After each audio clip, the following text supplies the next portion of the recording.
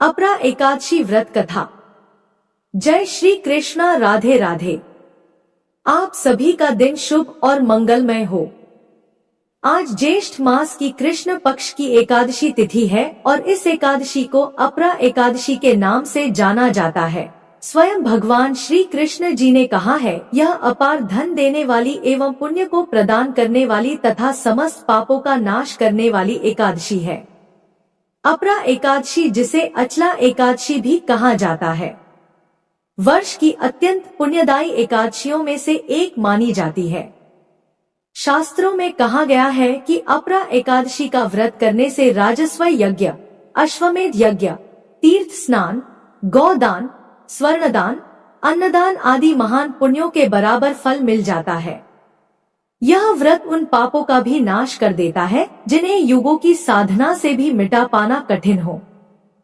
जो व्यक्ति इस दिन उपवास रखकर भगवान विष्णु की आराधना करता है, वह इस जीवन में यश, तेज, कीर्ति, धन और संतोष प्राप्त करता है और मृत्यु के बाद विष्णु लोक को जाता है। इस एकादशी का विशेष महत्व यह भी है कि इसका पुण्य केवल स्वयं तक सीमित नहीं रहता।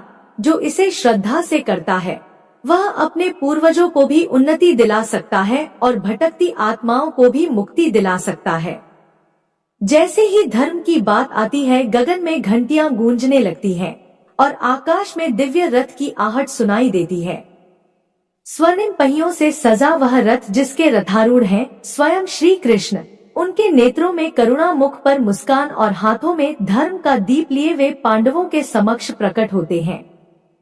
महाराज युधिष्ठिर हाथ जोड़कर भगवान श्री कृष्ण को प्रणाम करके पूछते हैं, हे माधव, हे योगेश्वर, कृपा करके मुझे बताइए कि ज्येष्ठ मास के कृष्ण पक्ष की एकादशी का क्या नाम है और उसका क्या फल है।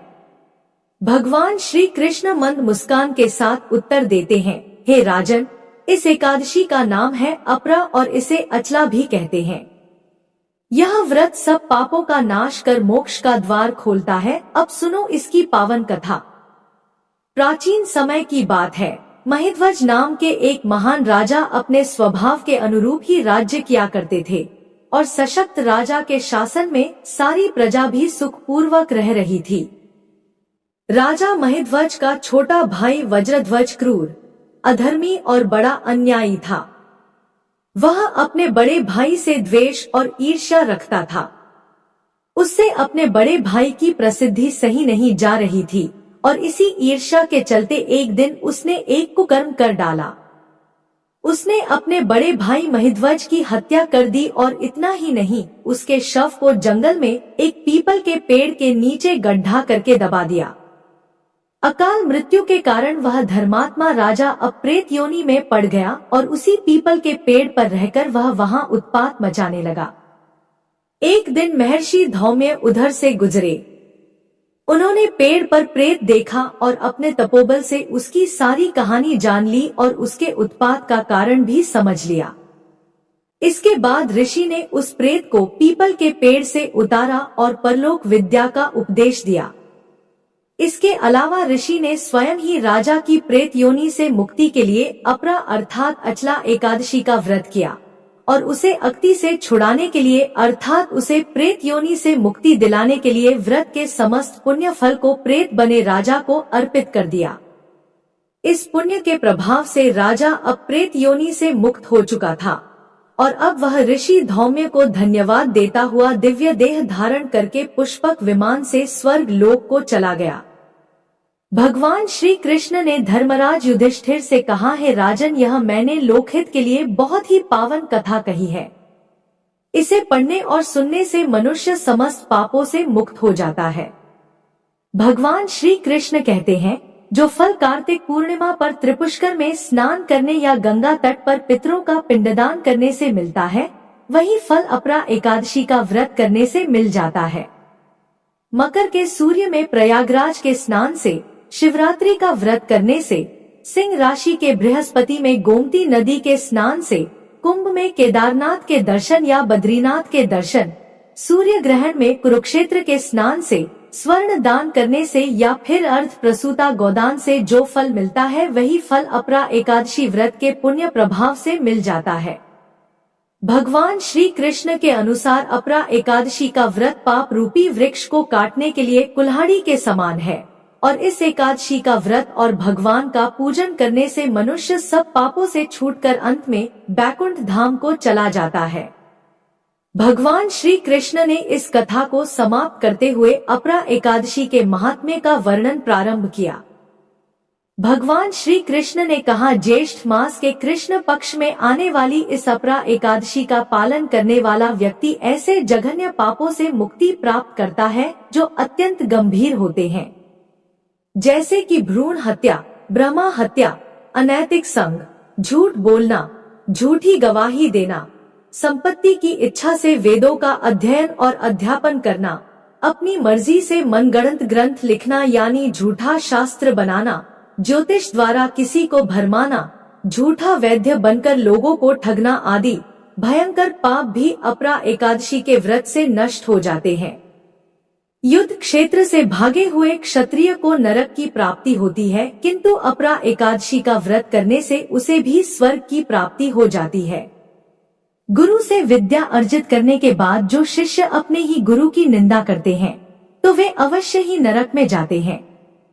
अपरा एकादशी का व्रत करने से इनके लिए स्वर्ग जाना संभव हो जाता है। तीनों पुष्करों में स्नान करने से अथवा कार्तिक महीने में स्नान करने से या फिर गंगा जी के तट पर पितरों को पिंडदान करने से जो फल प्राप्त होता है वही फल अपरा एकादशी का व्रत करने से प्राप्त हो जाता है। बृहस्पतिवार के दिन पवित्र गोमती नदी में स्नान करने से, कुंभ में श्री केदारनाथ जी के दर्शन करने से तथा बद्रिका आश्रम में निवास करने से और सूर्य तथा चंद्र ग्रहण के समय कुरुक्षेत्र में स्नान करने से जो फल सिंह राशि वालों को प्राप्त होता है वह फल अपरा एकादशी के व्रत के समान होता है। जो फल हाथी घोड़े के दान से तथा यज्ञ में स्वर्ण दान से मिलता है वही फल एकमात्र अपरा एकादशी का व्रत रखने से मिल जाता है। गौ तथा भूमि या स्वर्ण के दान का फल भी इसके समान होता है। पाप रूपी वृक्षों को काटने के लिए अपरा एकादशी का व्रत कुल्हाड़ी के समान है तथा पाप रूपी अंधकार को दूर करने के लिए सूर्य के समान है। इसलिए मनुष्य को इस पवित्र एकादशी का उपवास अवश्य ही रखना चाहिए, क्योंकि यह व्रत सभी व्रतों में उत्तम है। अपरा एकादशी के दिन श्रद्धा और विश्वास के साथ भगवान श्री हरि का पूजन करना चाहिए, जिससे अंत में श्री विष्णु लोक की प्राप्ति होती है। भगवान श्री कृष्ण कहते हैं, हे युधिष्ठिर, मैंने यह अपरा एकादशी की कथा लोकहित के लिए कही है। इसके पठन और श्रवण से सभी पाप नष्ट हो जाते हैं। जैसे ही भगवान श्री कृष्ण ने अपरा एकादशी की पावन कथा पूर्ण की, युधिष्ठिर महाराज की आंखों में श्रद्धा के भाव छलक उठे। सभा में उपस्थित हर श्रोता श्री कृष्ण के श्री मुख से निकली हर पंक्ति को हृदय में उतार चुका था। भगवान श्री कृष्ण ने कहा, जो व्यक्ति श्रद्धा से अपरा एकादशी का व्रत रखता है और इसकी कथा का श्रवण करता है वह समस्त पापों से मुक्त होकर उत्तम लोक को प्राप्त कर लेता है। यह व्रत समर्पण की परीक्षा है और भक्ति का प्रमाण भी। फिर उन्होंने अपना दिव्य रथ संभाला, शंखनाद हुआ और धीरे धीरे भगवान श्री कृष्ण का रथ आकाश में विलीन होने लगा। एक दिव्य स्वर वातावरण में गुंजित हो रहा था, हरे कृष्ण कृष्ण कृष्ण हरे हरे, हरे राम राम हरे हरे। अंत में बोलना चाहिए, हे श्री हरि विष्णु, हमारे द्वारा किया गया यह व्रत, यह कथा श्रवण आपको समर्पित है। आप हमारे पापों को क्षमा करें, हमें जीवन में धर्म, भक्ति और मोक्ष का पद दिखाएं। लेकिन एकादशी की कथा का पूर्ण फल तभी मिलता है जब हम एकादशी माता की कथा का श्रवण करें। 11 माता अर्थात एकादशी माता की कथा श्रद्धा से सुनने पर न केवल व्रत का पुण्य कई गुना बढ़ जाता है, बल्कि माता स्वयं भक्त के जीवन को कष्टों से मुक्त करती हैं और व्रत को सिद्ध करती हैं। तो आइए एकादशी की कथा से पहले हम सभी नमन करें एकादशी माता को, जिन्होंने इस धर्म मार्ग को मानव जीवन में उतारा।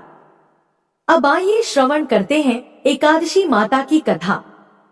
युधिष्ठिर ने भगवान श्री कृष्ण से पूछा, भगवान, पुण्यमयी एकादशी तिथि कैसे उत्पन्न हुई? इस संसार में वह क्यों पवित्र मानी गई तथा देवताओं को कैसे प्रिय हुई? श्री कृष्ण भगवान बोले, कुंती नंदन, प्राचीन समय की बात है। सतयुग में मुर नामक दानव रहता था। वह बड़ा ही अद्भुत, अत्यंत रौद्र तथा संपूर्ण देवताओं के लिए भयंकर था। उस काल रूपधारी दुरात्मा महासुर ने इंद्र को भी जीत लिया था। संपूर्ण देवता उससे परास्त होकर स्वर्ग से निकाले जा चुके थे और शंकित तथा भयभीत होकर पृथ्वी पर विचरा करते थे। एक दिन सब देवता महादेव जी के पास गए। वहां इंद्र ने भगवान शिव के आगे सारा हाल कह सुनाया। इंद्र बोले, हे महेश्वर, ये देवता स्वर्गलोक से निकाले जाने के बाद पृथ्वी पर विचर रहे हैं। मनुष्यों के बीच रहना इन्हें शोभा नहीं देता। हे देव, कोई उपाय बतलाइए। देवता किसका सहारा लें? महादेव जी ने कहा, देवराज, जहां सबको शरण देने वाले, सबकी रक्षा में तत्पर रहने वाले जगत के स्वामी भगवान गरुड़ ध्वज विराजमान है, वहां जाओ। वे तुम लोगों की रक्षा अवश्य करेंगे। भगवान श्री कृष्ण कहते हैं, हे युधिष्ठिर, महादेव जी की यह बात सुनकर परम बुद्धिमान देवराज इंद्र संपूर्ण देवताओं के साथ क्षीर सागर में गए, जहां भगवान गदाधर सो रहे थे। इंद्र ने हाथ जोड़कर उनकी स्तुति की। इंद्र बोले, देव देवेश्वर, आपको नमस्कार है। देव, आप ही पति, आप ही मति, आप ही कर्ता और आप ही कारण हैं। आप ही सब लोगों की माता और आप ही इस जगत के पिता है। देवता और दानव दोनों ही आपकी वंदना करते हैं। हे पुंडरीकाक्ष, आप दैत्यों के शत्रु हैं। मधुसूदन, हम लोगों की रक्षा कीजिए। प्रभो जगन्नाथ, अत्यंत उग्र स्वभाव वाले महाबली मुर नामक दैत्य ने इन संपूर्ण देवताओं को जीतकर स्वर्ग से बाहर निकाल दिया है। भगवान देव देवेश्वर, देवता भयभीत होकर आपकी शरण में आए हैं। दानवों का विनाश करने वाले कमलनयन, भक्तवत्सल, जनार्दन, हमारी रक्षा कीजिए। भगवान शरण में आए हुए देवताओं की सहायता कीजिए। इंद्र की बात सुनकर भगवान विष्णु बोले, देवराज, यह दानव कैसा है? उसका रूप और बल कैसा है तथा उस दुष्ट के रहने का स्थान कहाँ है? देवराज इंद्र बोले, देवेश्वर, पूर्व काल में ब्रह्मा जी के वंश में तालजंग नामक एक महान असुर उत्पन्न हुआ था, जो अत्यंत भयंकर था। उसका पुत्र मुर दानव के नाम से विख्यात है। वह भी अत्यंत उत्कट, महापराक्रमी और देवताओं के लिए भयंकर है। चंद्रावती नाम से प्रसिद्ध एक नगरी है, उसी में स्थान बनाकर वह निवास करता है। उस दैत्य ने समस्त देवताओं को परास्त करके उन्हें स्वर्गलोक से बाहर कर दिया है। उसने एक दूसरे ही इंद्र को स्वर्ग के सिंहासन पर बैठाया है। अग्नि, चंद्रमा, सूर्य, वायु तथा वरुण भी उसने दूसरे ही बनाए हैं। जनार्दन, मैं सच्ची बात बता रहा हूं। उसने सब कोई दूसरे ही कर लिए हैं। देवताओं को तो उसने उनके प्रत्येक स्थान से वंचित कर दिया है। इंद्र की यह बात सुनकर भगवान जनार्दन को बड़ा क्रोध आया। उन्होंने देवताओं को साथ लेकर चंद्रावती नगरी में प्रवेश किया। भगवान गदाधर ने देखा कि दैत्यराज बारंबार गर्जना कर रहा है और उससे परास्त होकर संपूर्ण देवता दसों दिशाओं में भाग रहे हैं। अब वह दानव भगवान विष्णु को देखकर बोला, खड़ा रह, खड़ा रह। उसकी यह ललकार सुनकर भगवान के नेत्र क्रोध से लाल हो गए। वे बोले, अरे दुराचारी दानव, मेरी इन भुजाओं को देख। यह कहकर श्री हरि विष्णु जी ने अपने दिव्य बाणों से सामने आए हुए दुष्ट दानवों को मारना आरंभ किया। दानव भय से वहलल हो उठे। भगवान श्री कृष्ण कहते हैं, हे पांडनंदन। तत्पश्चात श्री विष्णु ने दैत्य सेना पर चक्र का प्रहार किया। उससे छिन्न भिन्न होकर सैकड़ों योद्धा मौत के मुख में चले गए। इसके बाद भगवान मधुसूदन बद्रिकाश्रम को चले गए। वहां सिंहावती नाम की गुफा थी जो 12 योजन लंबी थी। उस गुफा में एक ही दरवाजा था।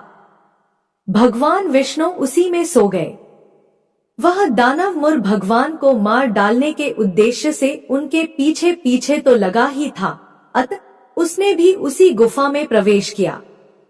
वहां भगवान को सोते देख उसे बड़ा हर्ष हुआ। उसने सोचा, यह दानवों को भय देने वाला देवता है, अतः निसंदेह इसे मार डालूंगा। दानव के इस प्रकार विचार करते ही भगवान विष्णु के शरीर से एक कन्या प्रकट हुई जो बड़ी ही रूपवती, सौभाग्यशालिनी तथा दिव्य अस्त्र शस्त्रों से सुसज्जित थी। वह भगवान के तेज के अंश से उत्पन्न हुई थी। उसका बल और पराक्रम महान था। दानवराज मुर ने उस कन्या को देखा। कन्या ने युद्ध का विचार करके दानव के साथ युद्ध के लिए याचना की। तत्पश्चात युद्ध छिड़ गया। कन्या सब प्रकार की युद्धकला में निपुण थी।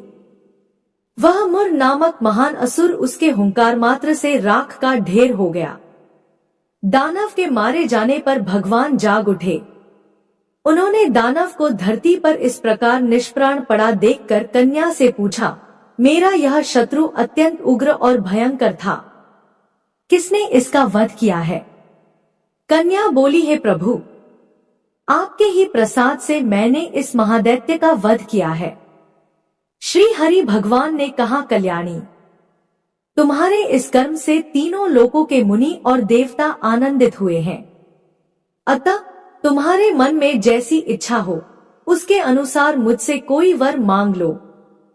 देव दुर्लभ होने पर भी वह वर मैं तुम्हें दूंगा, इसमें तनिक भी संदेह नहीं है। वह कन्या साक्षात एकादशी ही थी। कन्या ने कहा, प्रभु, यदि आप प्रसन्न हैं तो मैं आपकी कृपा से सब तीर्थों में प्रधान, समस्त विघ्नों का नाश करने वाली तथा सब प्रकार की सिद्धि देने वाली देवी हो। जो लोग आप में भक्ति रखते हुए मेरे दिन को उपवास करेंगे उन्हें सब प्रकार की सिद्धि प्राप्त हो। जो लोग उपवास करके मेरे व्रत का पालन करें उन्हें आप धन, धर्म और मोक्ष प्रदान कीजिए। श्री विष्णु बोले, कल्याणी, तुम जो कुछ कहती हो वह सब पूर्ण होगा। भगवान श्री कृष्ण कहते हैं, युधिष्ठिर, ऐसा वर पाकर महाव्रता एकादशी बहुत प्रसन्न हुई। दोनों पक्षों की एकादशी समान रूप से कल्याण करने वाली है। इसमें शुक्ल और कृष्ण का भेद नहीं करना चाहिए।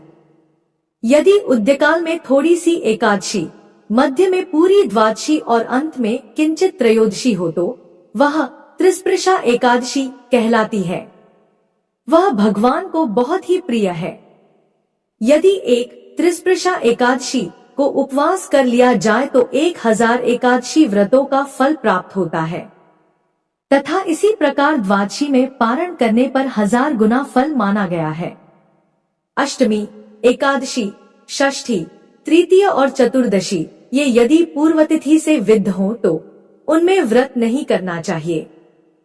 परवर्तिनी तिथि से युक्त होने पर ही इनमें उपवास का विधान है। पहले दिन में और रात में भी एकादशी हो तथा दूसरे दिन केवल प्रातः काल एकदंड एकादशी रहे तो पहली तिथि का परित्याग करके दूसरे दिन की द्वादशीयुक्त एकादशी को ही उपवास करना चाहिए। यह विधि मैंने दोनों पक्षों की एकादशी के लिए बताई है।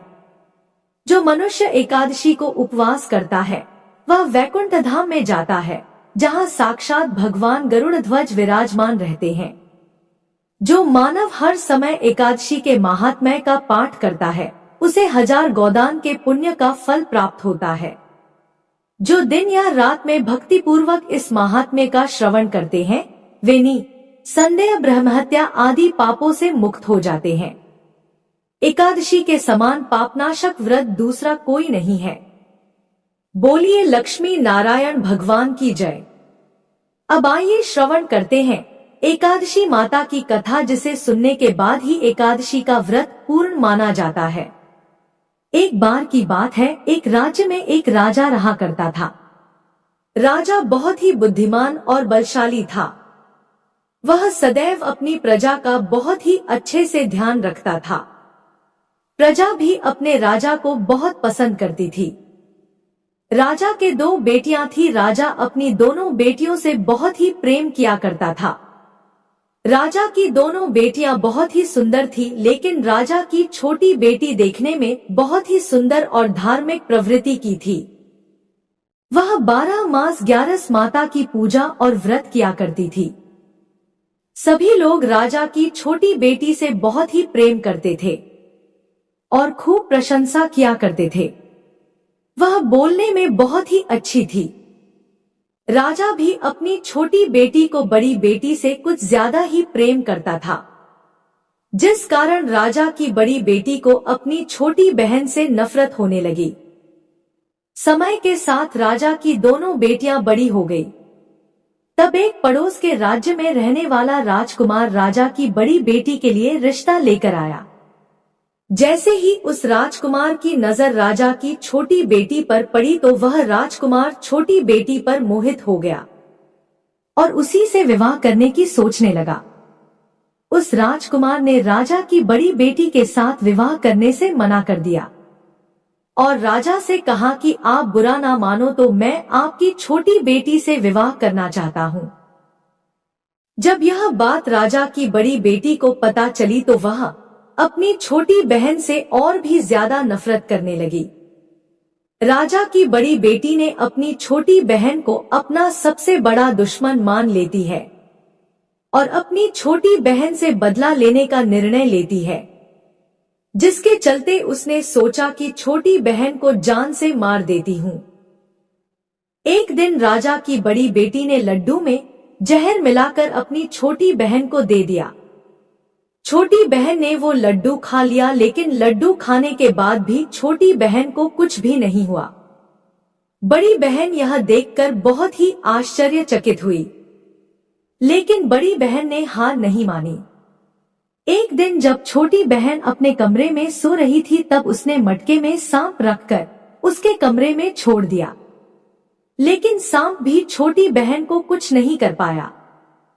जिसके बाद बड़ी बहन ने अपनी छोटी बहन से कहा कि चलो बहन, आज हम कुएं से पानी भर कर लाते हैं। तो छोटी बहन अपनी बड़ी बहन के कहे अनुसार उसके साथ पानी लेने के लिए चली गई। जैसे ही वह पानी कुएं से निकालने लगी तो बड़ी बहन ने उसे कुएं में धक्का दे दिया, लेकिन 11 माता के आशीर्वाद से वह सकुशल बाहर निकल आई। यह देखकर उसे बहुत ही आश्चर्य हुआ कि ना जाने मैंने कौन कौन से प्रयास किए हैं, फिर भी इसका कुछ भी नहीं बिगड़ा। उसने एक दिन सोचते सोचते छोटी बहन के पास जाकर कहा कि बहन, तुमको पता है भगवान सबकी मृत्यु एक निश्चित समय पर लिखते हैं। तुम्हारी और मेरी मृत्यु कैसे होगी क्या तुम जानती हो? तब छोटी बहन ने कहा, हाँ बहन, मेरी मृत्यु कैसे होगी यह तो मैं जानती हूँ। छोटी बहन से यह सुनकर बड़ी बहन को बहुत ही संतुष्टि हुई और सोचने लगी कि इस बार मैं इसे जरूर मार दूंगी। उसने अपनी छोटी बहन से कहा कि अपनी मृत्यु का राज मुझे तो बताओ, मैं तुम्हारी बड़ी बहन हूँ। छोटी बहन ने अपनी बड़ी बहन से कहा कि मेरी मृत्यु एक तोते में है। जो तोते के गले में एक हार है उसी से मेरी मृत्यु होगी। जब कोई व्यक्ति उस तोते को मारकर वह हार अपने गले में पहन लेगा तो मैं मूर्छित हो जाऊंगी, और जैसे ही उस हार को अपने गले से उतार देगा तो मैं वापस जीवित हो जाऊंगी। अपनी छोटी बहन की मृत्यु का राज जानकर बड़ी बहन बहुत ही खुश हुई और उसने अपनी छोटी बहन को मारने के लिए उस पालतू तोते को ढूंढना शुरू कर दिया। लेकिन छोटी बहन को इस बात का पता था कि वह मेरी जान लेना चाहती है। वह अपने पिताजी के पास गई और अपने पिताजी से कहा कि पिताजी, अगर मेरी मृत्यु हो जाए तो मुझे जलाना मत, बल्कि आप मुझे पुरानी वाली जो हवेली है उसमें एक पलंग पर लिटाकर छोड़ देना। अपनी छोटी बेटी के मुंह से यह बात सुनकर राजा को बहुत ही बुरा लगा। उसने अपनी बेटी से पूछा कि बेटी, तुम ऐसी बातें क्यों कर रही हो? 2-4 दिन में तेरी शादी होने वाली है। तब राजा की छोटी बेटी ने बताया कि पिताजी समय किसी के लिए नहीं रुकता, कब क्या हो जाए किसी को कुछ भी पता नहीं है। फिर राजा ने अपनी छोटी बेटी से कहा कि तुम्हारा ऐसा बोलना मुझे बिल्कुल भी अच्छा नहीं लगता। लेकिन छोटी बेटी ने अपने पिताजी को ऐसा करने पर मजबूर कर दिया और वचन ले लिया कि मरने के बाद जलाना नहीं है। तो राजा ने भी अपनी छोटी बेटी की बात मान ली और 2-3 दिन बाद जब शादी का समय आया, घर में पूरा शादी का माहौल था। पूरे गाजे बाजे के साथ बारात आई। राजकुमार बारात लेकर राजा के घर आया। राजकुमार और राजा की छोटी बेटी का विवाह शुरू हो गया। जैसे ही राजा की छोटी बेटी राजकुमार के साथ अपने फेरे लेना शुरू करती है, तो उसी समय उसकी बड़ी बहन अपनी छोटी बहन के कमरे में जाकर उसके तोते को पकड़ लेती है और उसे जान से मार देती है। तोते के गले में जो हार था उसे अपने गले में धारण कर लेती है। जैसे ही बड़ी बहन ने हार को अपने गले में डाला तो उधर छोटी बहन के 3.5 फेरे ही पूरे हुए थे और वह बेहोश होकर गिर गई। इसके बाद राजा ने बड़े बड़े हकीम को बुलाया, अपनी छोटी बेटी का इलाज करने को कहा। राजा ने कहा कोई मेरी बेटी का इलाज कर दो, मुंह मांगा इनाम दिया जाएगा। राजा की बात सुनकर वैद्य ने जब छोटी बेटी को चेक किया तो राजा को बताया कि आपकी छोटी बेटी ना तो जीवित है और ना ही मरी हुई है। मैं तो मेरे जीवन में ऐसा पहली बार देख रहा हूँ। तो राजा ने वैद्य और हकीम को कह दिया कि यह बात बाहर किसी को मत बताना। अगर तुमने यह बात और किसी को बताई तो हम तुम्हें फांसी की सजा देंगे। राजा ने अपनी छोटी बेटी को पुराने महल में ले जाकर एक पलंग पर लेटा दिया। वहां पर कुछ सैनिकों को तैनात कर दिया और स्वयं महल पर आ गया। राजा की बड़ी बेटी अपने पिताजी के पास गई और कहने लगी कि पिताजी, अगर यह शादी संपन्न नहीं हुई तो आपकी इज्जत का क्या होगा? अगर आप कहो तो मैं आपकी इज्जत बचाने के लिए राजकुमार से शादी करने के लिए तैयार हूँ। राजा ने अपनी बड़ी बेटी की बात मानकर छोटी बेटी के कपड़े बड़ी बेटी को पहना दिए और मंडप पर भेज दिया। लेकिन राजकुमार यह जान गया था कि यह राजा की छोटी बेटी नहीं है, तो उसने शादी करने से मना कर दिया। लेकिन वहां पर आए सारे लोगों ने राजकुमार को शादी करने के लिए विवश कर दिया और राजा की बड़ी बेटी से शादी उस राजकुमार की करवा दी। बचे हुए 3.5 फेरे बड़ी बेटी के साथ दिलवा दिए गए। उसके बाद राजकुमार राजा की बड़ी बेटी को अपने महल ले गया।